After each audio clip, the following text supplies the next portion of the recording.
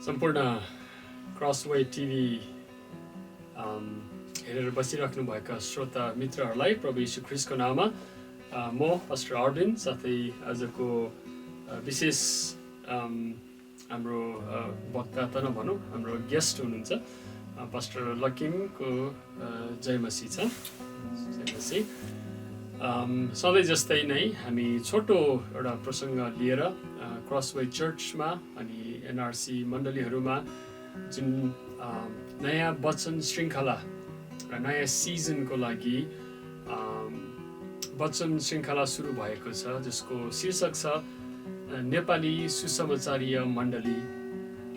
यो प्रसङ्गलाई लिएर हामी छोटो अन्तर्वार्ता गर्नेछौँ अनि हामी भर्खरै मात्र विभिन्न जिल्लाहरूमा करिब 17-20वटा जिल्लाहरूमा सुसमाचार प्रचार अभियान सिद्ध्याएर आएका छौँ अनि यसको लगत्तै त्यही तापमा त्यही आलो समय अवस्थामा हामी सुसमाचारको विषयमा मण्डलीको धारणाहरू छलफल गर्ने गर्छौँ अनि वचन श्रृङ्खलाहरू दिने गर्छौँ। यस प्रसङ्गमा आज पास्टर लकिम राई जो चाहिँ हाम्रो मिसन पास्टर हुनुहुन्छ, सुसमाचार प्रचार अनि मण्डली स्थापनाको काममा उहाँको ठुलो जिम्मेवारी अनि योगदान छ। तपाईँलाई स्वागत छ। नेपाली मण्डलीहरूले सुसमाचारीय मण्डली सुसमाचारीय जीवन भन्दा कस्तो कुराहरू बुझेको हामी पाउँछौँ देख्छौँ? नेपालमा चाहिँ बुझ्दै आएको चाहिँ अब धेरै एउटा भनौँ पढाइ लेखा एउटा एजुकेटेड नभएको कारणले गर्दाखेरि साधारण भाषामा मात्रै बुझ्दै आएको छ, बृहत रूपमा बुझ्न सकेको छैन।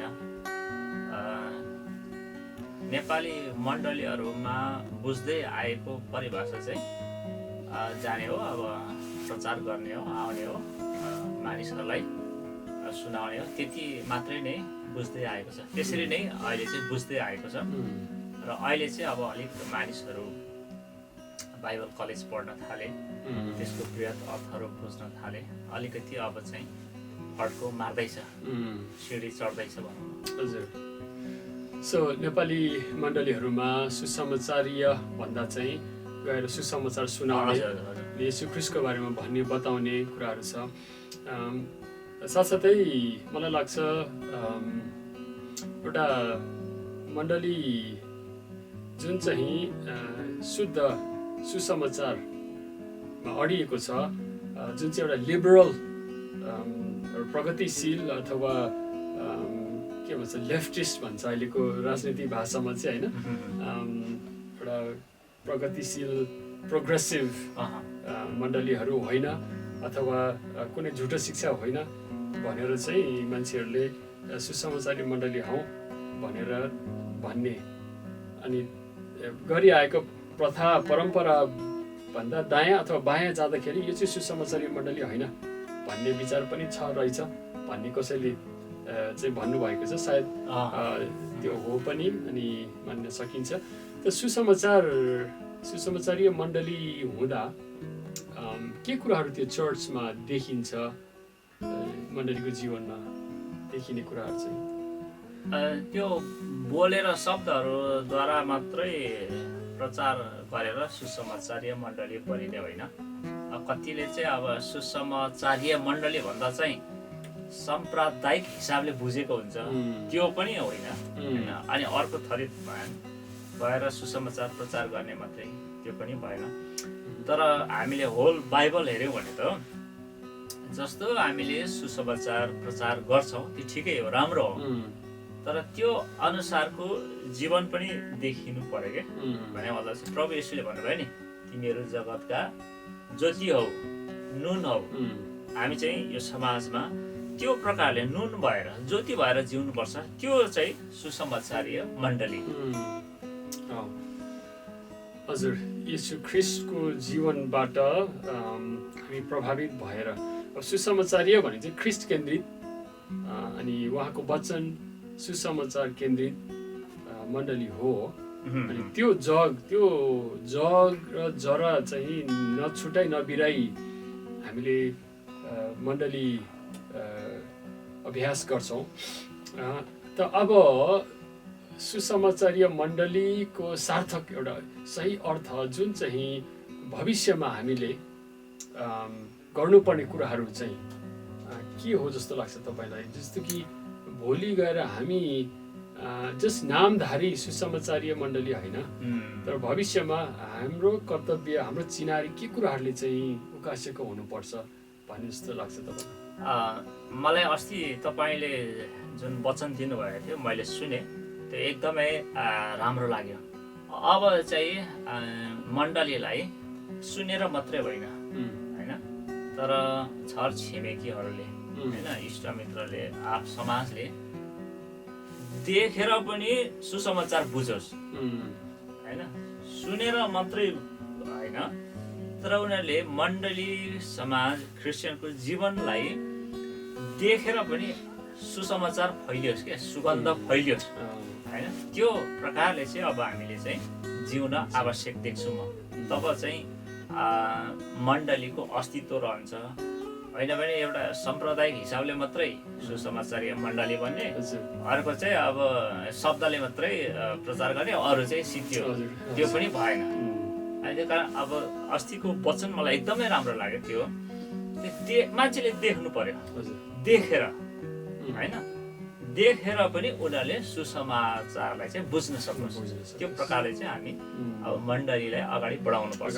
त्यो चाहिँ सुसमाचारीय मण्डलीको अर्थ अस्तित्व। एकदमै हजुर हो। अनि म आफूलाई पनि त्यो सम्झना आउँदै थियो कि हामी नेपालमा सुसमाचारीय मण्डली भनेर ब्यानर बोकेर, अनि मैले एउटा उदाहरण दिएको थिएँ कि सांस्कृतिक साम्प्रदायिक साइकल कुदाइ बसेर हामी सुसमाचारीय मण्डली परम्परागत रहिआएको यथावत कुराहरूलाई नै वकालत गरिराखेर त्यो साइकल चढेर मात्रै हामी सुसमाचारीय मण्डली हुँदैनौँ। त्यो मात्रै भएन, परम्परालाई धानेर मात्रै सुसमाचारीय मण्डली भएन। तर कति त्यो अवस्था पनि देख्छौँ भनेदेखि भोलिको दिनहरूमा येशू ख्रिस्टको विचार, उहाँको वचन, उहाँको जीवनशैली, येशू ख्रिस्ट हो नि सुसमाचार त, अनि येशू ख्रिस्ट हुनुहुन्छ भने उहाँको जीवनलाई हामीले धारण गर्ने क्या वचन शैलीहरू, उहाँको जीवन शैलीहरू, उहाँको विचार शैलीहरू, उहाँको सङ्कल्प कल्पनाहरू लिएर चाहिँ मैले एउटा उदाहरण दिएको, प्रभुमा सुसमाचार सुनेर प्रवेश गर्यौँ, होइन, प्रवेशद्वार ढोका नै सुसमाचार सदाभर भनेर बस्नु भएन। भित्र त कति असल कुराहरू छ नि त समाजलाई बनाउने, होइन। त्यहाँ त एउटा तपाईले होपील्यान्डको एक्जाम्पल दिनुभएको थियो, मलाई याद छ। अनि सेल्फी खिचेर यही हो गेटमा सेल्फी खिच्ने अनि आउने, तर त्यो भित्रको मनोरम दृश्य चाहिँ नहेरी आउने। अनि सुसमाचार त्यस्तै भएको छ भनेपछि भित्रको चाहिँ सृजनाशील कुराहरू, होइन। त्यहाँ गएर त्यो होपील्यान्डको वाटर पार्क खेल्ने मान्छेले ओहो योभन्दा दामी अझै यस्तो हुन्थ्यो, बनाउन हामी समाज, गरौँ न यस्तो कुराहरू भन्ने सङ्कल्प हामीमा आउनु पर्यो। अनि हामीले गर्दै जाँदाखेरि हाम्रो घर परिवार, हाम्रो मण्डली अनि हाम्रो समाजहरू चाहिँ सुसमाचारको स्वादले, सङ्कल्पहरूले, अनि सुसमाचारको कुराहरूले चाहिँ भरिँदै जान्छ। अनि यो खालको दर्शन हामीले सायद एनआरसी अनि क्रसवे चर्चमा हामी देख्न चाहन्छौँ। पशु लकिम भोलि पर्सि तपाईँ ओखलढुङ्गा जाँदै हुनुहुन्छ, अनि वचन भोलि हामी प्रतीक्षा गरिरहेका छौँ। हजुरको वचनको मूल भाव चाहिँ यसो व्यक्त गरिदिनु भयो भने आजको यो अन्तिम हाम्रो अन्तरक्रियाको अन्तिम भाग। अब सुसमाचारीय मण्डली भन्नाले के हो भन्ने कुरो त हजुरले पहिलेको एपिसोडमा स्पष्टसँग तपाईँले बुझाइदिनु भयो कि सुसमाचारीय मण्डली भनेको यो हो, अनि सुसमाचारीय मण्डली भनेको यो होइन भन्ने कुरो तपाईँले स्पष्ट रूपमा राखिदिनु भयो। यसकारण मैले अब सुसमाचारीय मण्डली भनेको के हो भनेर त्यसको अर्थ मतलब परिभाषातिर जानु मैले त्यति अब उचित मानिनँ, किनभने त्यो अब तपाईँले बताइसक्नु भएको छ किन दोहोऱ्याइराख्ने भनेर। मैले चाहिँ अब हामी सुसमाचारीय मण्डली किन खाँचो छ त होइन? हजुर। अनि सुसमाचारीय मण्डलीले हाम्रो संसारमा कसरी आशा ल्याउँछ, अनि सुसमाचारीय मण्डली हामीले प्रचारद्वारा साथै जीवनद्वारा जियौँ भने समाज कसरी परिवर्तन हुन्छ, अनि हामीले सुसमाचारीय मण्डली अनुसार जियौँ भने होइन, हामी शब्दहरूद्वारा साथै जीवनद्वारा हामीले जियौँ भने मानिसहरूको जीवनमा कसरी चाहिँ एउटा नयाँ आशा आउँछ त्योलाई चाहिँ मैले स्पष्ट पार्न खोजेको छु। र हामी चाहिँ एउटा अल्छे एउटा मण्डली होइन, एउटा मनतातो क्रिस्चियन होइन, तर प्रथम शताब्दीको मण्डली होइन, प्रेरित मण्डली चाहिँ एउटा सुसमाचारीय मण्डली थियो। उनीहरू मुखले मात्रै प्रचार गरेनन्, तर उनीहरू एउटा समाजमा तपाईँले अघि भने जस्तै यस ख्रीष्टको जीवन धारण गरेर जिए होइन। हामी पनि अब त्यसरी नै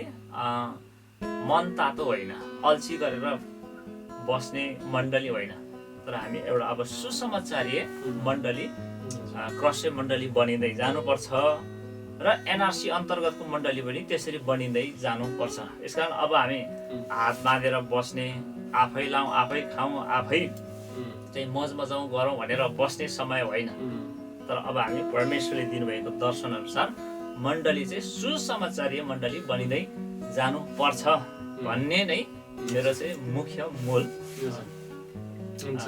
वचन त्यही नै छ। हुन्छ, धन्यवाद। दर्शकवृन्द, आज हामीले पास्टर लकिमबाटै सुनेका छौँ।